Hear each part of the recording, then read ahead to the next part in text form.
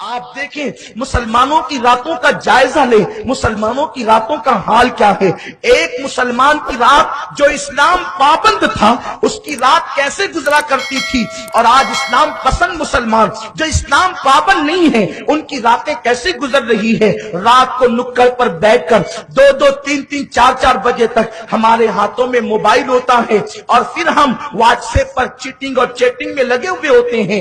آج کل کے نوجوان 4-6 لوگ مل کر کے جو ہے وہ اللہ اکبر وائی فائی خرید لیتے ہیں، اس کا کنیکشن لیتے ہیں اور رات رات بھر بیٹھے رہتے ہیں۔ میرے پیارے آقا صلی اللہ علیہ وسلم کے پیارے دیوانوں، اپنی راتوں کو انٹرنیٹ کی رنگینیوں سے رنگین کرنے والوں، ذرا اس رات کا بھی تو تصور کرو جسے قبر کی رات کہتے ہیں۔ آج ہمارا حال یہ ہے کہ بغیر تکیے کے ہمیں نیند نہیں آتی، اگر پاور بند ہو جائے تو کمرے میں بے چین اور بے قرار ہو جاتے ہیں۔ او بغیر تکیے کے کروٹ بدلنے والوں، بغیر تکیے کے نیند نہیں آتی، لیکن قبر کی رات وہ بھیانک رات ہے جہاں تو تکیہ نام کی کوئی چیز ہی نہیں ہے، جہاں تو مٹی کا اللہ اکبر مٹی ہی مٹی ہے، اوپر نیچے آگے پیچھے دائیں بائیں، اور منو مٹی کے نیچے انسان دبا ہوتا ہے۔ میرے اور آپ کے آقا غیب دا نبی صلی اللہ علیہ وسلم نے فرمایا قبر اندھیرے کا گھر ہے، قبر تاریکی کا گھر ہے۔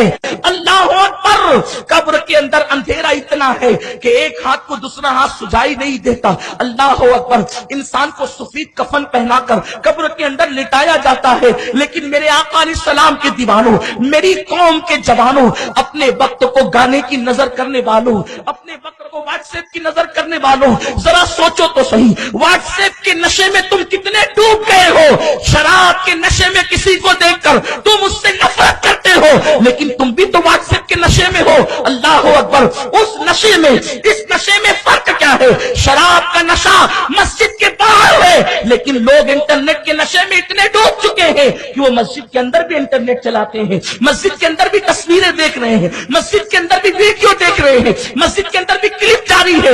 ایک دوسرے کی آبرو اور عزت کو ہم نے جو ہے وہ گویا کے کھیل تماشا بنا لیا ہے۔ میرے پیارے آقا علیہ السلام کے پیارے دیوانوں، غور تو کرو، اپنی قبر کی رات کو بھولنے والوں، ذرا سوچو تو صحیح، اب مسلمانوں کی راتیں کیسی ہوتی تھی۔ جس گلی سے کوئی اجنبی گزر جاتا اور قرآن کی تلاوت کی آواز آتی، لوگ سمجھ جاتے کہ یہ مسلمانوں کا محلہ ہے۔ اور آج رات دیر گئے تک کے جہاں پر لوگ بیٹھ کر گپ شپ کر رہے ہوں، جن کے ہاتھوں میں موبائل ہو، اللہ اکبر، اب تو حال یہ ہے لوگ مسجد کے گیٹ پر بھی بیٹھ کر اس گندگی میں مبتلا ہیں، مسجد کے اندر بھی بیٹھ کر۔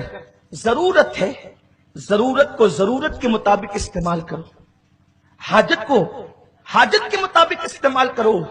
اس کا نشہ جو مسلمان نوجوانوں پہ چڑھ گیا ہے، العیاذ باللہ، اب تو باضابطہ اس میں زنا کے مناظر دیکھے جاتے ہیں، لڑکیوں کے ساتھ اس پر تعلقات قائم کیے جاتے ہیں۔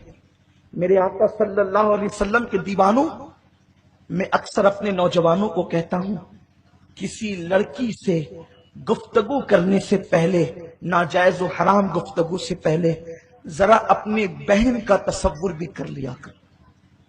گھر میں جو بہن چھوڑ کر آئے ہو، ذرا اس کا خیال بھی کر لیا کرو۔ آج طرح طرح کے گناہ قوم مسلم کے اندر جنم لے چکے ہیں۔ آئیے